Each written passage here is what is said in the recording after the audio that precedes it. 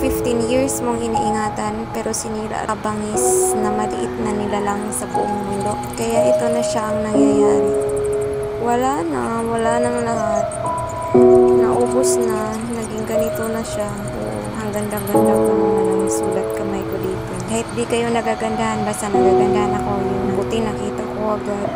Kung hindi ko nakita, ubos lahat yung mga notebook ko dahil yung mga secret diary ko, ayan, wala nang lahat. It turns into pieces na talaga at hindi na mababalik pa sa dati. Napakawalang hiya talaga tong maliit na to. Ano kaya to nagtatago? Hindi ko makita-kita kapag umaga. Kapag makita lang kita, adubuhin talaga kita. Sinira mo na lahat. Di ko nga to sinunog noon kasi iniingatan ko.